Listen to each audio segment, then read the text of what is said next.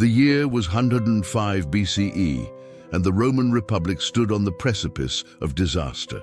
Beyond the Alps, massive Germanic tribes, the Cimbri and the Teutones, moved relentlessly through Gaul, leaving terror, fire, and death in their wake. Tales of their size, strength, and ferocity had reached Rome long before they arrived at the Rhone River, yet the Senate and military leadership were slow to respond. Rome, confident in its centuries of victories, underestimated the scale of this threat.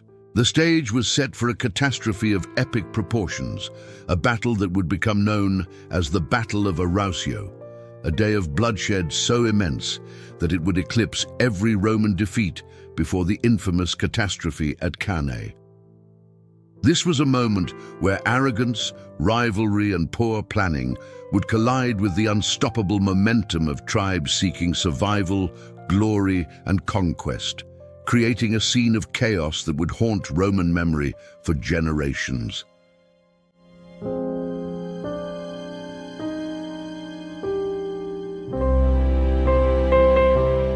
For decades, Rome had been consolidating its power across the Italian peninsula, expanding territory and asserting dominance over neighboring tribes and city-states.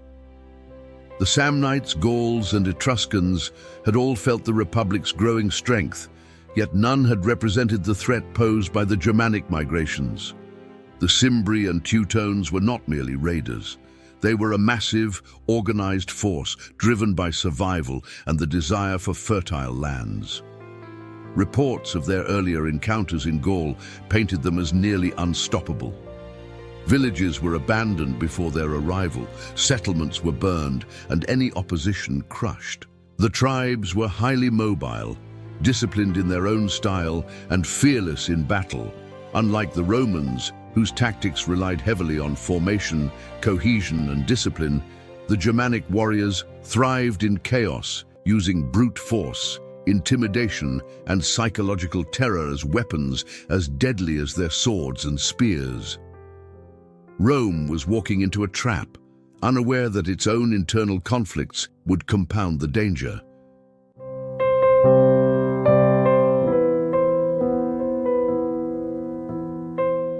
Rome's political scene only worsened the crisis. The Senate appointed Gaius Marius Maximus and Quintus Servilius Caepio to lead the Roman forces against the Cimbri and Teutones, but rather than coordinating, the two generals allowed personal pride, rivalry, and political ambition to dictate strategy. Caepio, a patrician of high status, looked down on Maximus, who had risen from a more modest background. Their armies camped separately, and their mutual disdain prevented any meaningful communication. This division would prove fatal. While Rome prided itself on discipline and organization, the fracturing of command would leave tens of thousands of Roman soldiers exposed to one of the most devastating tactical challenges in the Republic's history. Already, the Germanic tribes had observed these divisions with a keen, calculating eye, ready to exploit Roman arrogance and overconfidence. The Roman army at Arausio was vast,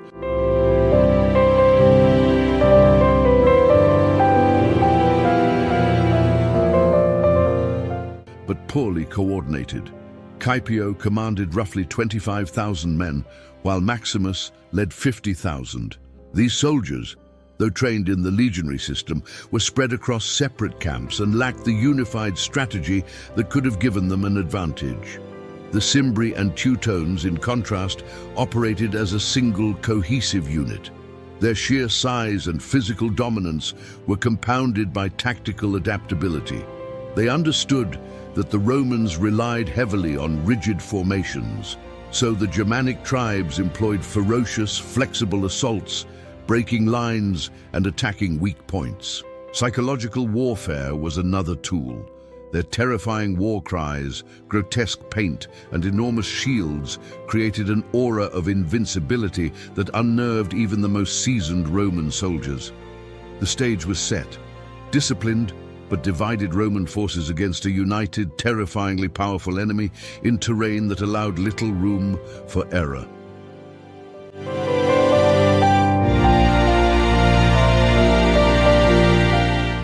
The battlefield itself, open plains near the Rhone, interspersed with small hills and patches of forest, offered both opportunities and dangers. For the Romans, these plains allowed them to deploy legions in traditional formations, but the distance between Caepio and Maximus's armies prevented mutual support.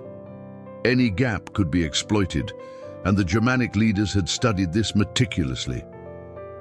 As the two Roman armies arranged themselves, the Germanic tribes spread their forces, using numbers to envelop and intimidate.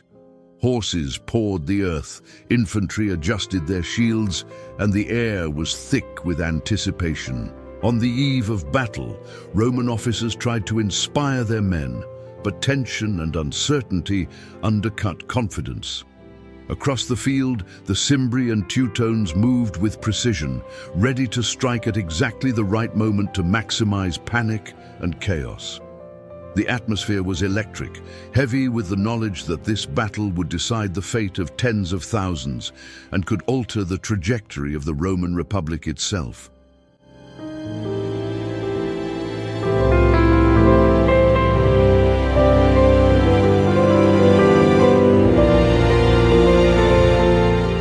The disaster began almost immediately with Caepio's reckless decisions.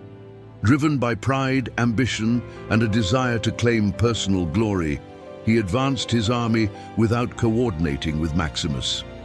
His troops, though trained and experienced, were unprepared for the disciplined aggression of the Germanic tribes. Within moments, Caepio's lines were under assault. Germanic warriors smashed into the Roman left flank, overwhelming soldiers with sheer ferocity and terrifying size. Spear thrusts pierced shields, swords hacked through armor, and the disciplined formations of the Romans disintegrated under pressure. Panic spread like wildfire. Soldiers saw comrades slaughtered in grotesque displays of violence, while officers struggled to maintain command.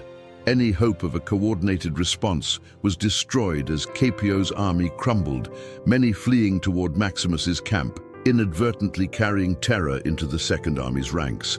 It was a chain reaction of fear, chaos, and annihilation.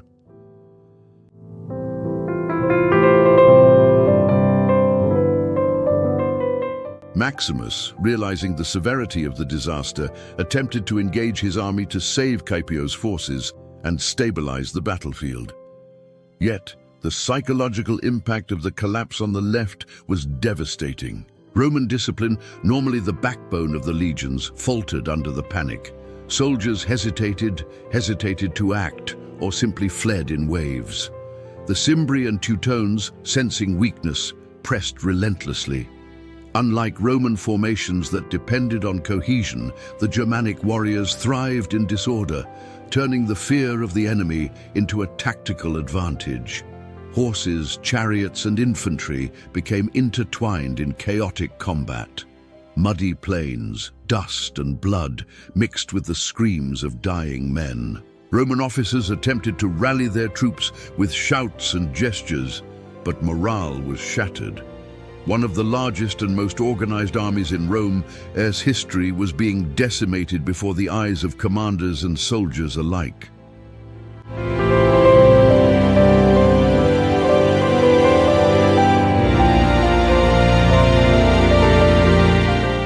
By midday, the battlefield had transformed into a landscape of horror.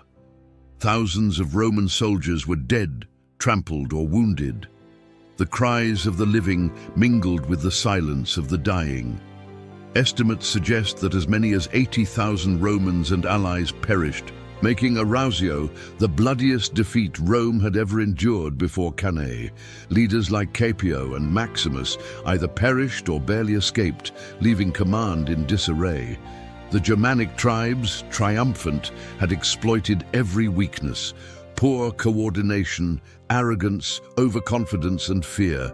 The Romans' failure to unite, to communicate, and to respect the tactical acumen of their enemy had created a catastrophe that shook the Republic to its core. Villages nearby were abandoned, and survivors fled to Rome, bringing news of unimaginable slaughter that sent shockwaves through the Senate and the populace alike.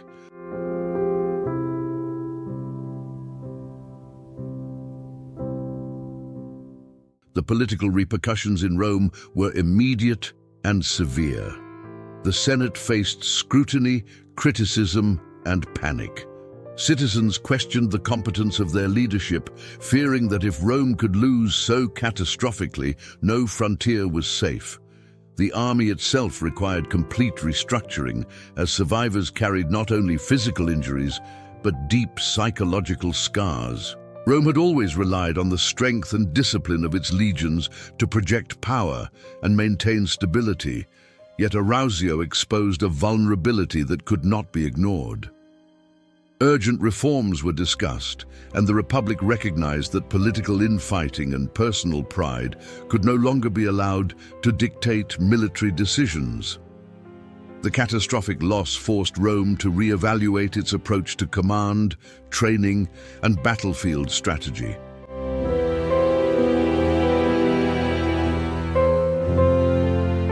The aftermath of Arausio created a turning point in Roman military history. While devastating, the defeat set the stage for transformative reforms under Gaius Marius, a consul who would rise to prominence in the years following the disaster. Marius would implement sweeping changes, recruitment reforms, improved training methods, reorganization of legions into more flexible units, and an emphasis on loyalty to commanders and comrades rather than just to the state. These reforms professionalized the Roman army, enabling it to respond more effectively to large-scale threats like the Cimbri and Teutones. In many ways, the bloodshed of Arausio became the catalyst for Rome's evolution from a republic with citizen soldiers to a professional military powerhouse capable of confronting and defeating formidable opponents across Europe and the Mediterranean.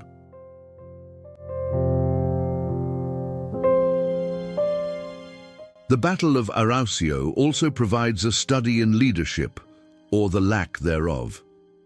Caepio and Maximus, whose personal rivalry and pride dictated decisions, allowed one of Rome's most disciplined and organized armies to disintegrate under pressure. Their failure to communicate, coordinate, and act cohesively illustrates the critical importance of unity in military command. In contrast, the Cimbri and Teutones, though lacking formal organization in the Roman sense, exhibited remarkable cohesion, morale, and adaptability. They exploited every weakness, used fear as a weapon, and fought with a ferocity that combined physical power with tactical instinct. Arausio reminds us that wars are not just won by numbers or equipment, but by leadership, strategy, and the psychological resilience of troops.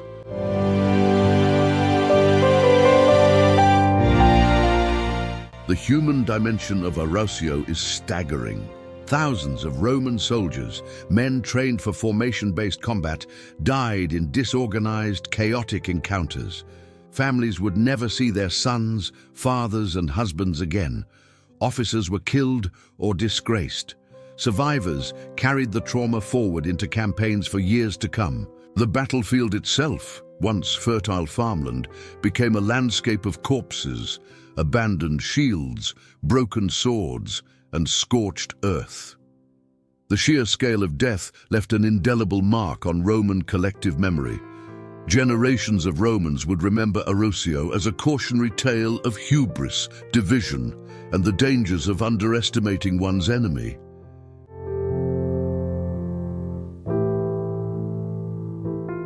Yet Arausio was not the end.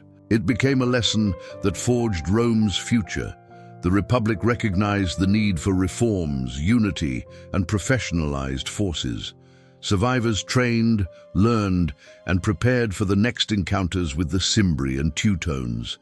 Marius emerged as a decisive figure, implementing strategies that directly countered the lessons of Arausio, ultimately leading to Roman victories that would secure the Republic's northern frontiers. In this sense, Arausio, though a catastrophic defeat, sowed the seeds for Rome's eventual military supremacy. Rome learned to fight smarter, to lead better, and to respect the capabilities of its enemies. lessons that would echo through subsequent campaigns and become central to its rise as a Mediterranean superpower.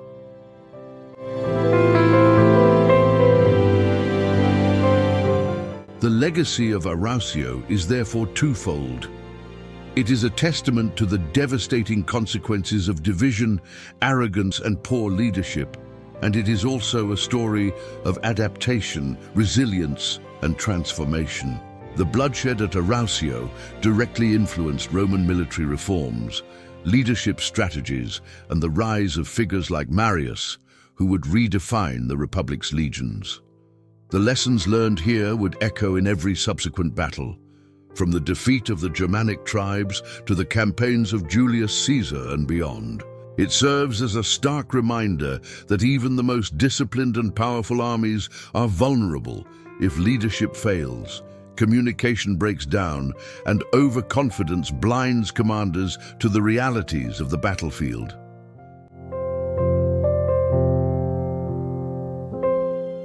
In the end, the Battle of Arausio stands as a chilling prelude to Rome's later disasters and triumphs. Tens of thousands of lives were lost, armies were shattered, and the Republic itself teetered on the edge of panic. Yet, from the ashes of this bloodiest defeat before Cannae, Rome rebuilt, reformed, and rose stronger than before. The lessons of Arausio, unity, discipline, leadership, respect for the enemy, and the resilience to learn from catastrophe became central to Rome's enduring military legacy. It is a story not only of horror and loss, but also of the indomitable spirit of a republic that refused to be conquered, and of the enduring truth that even the gravest failures can sow the seeds of future greatness.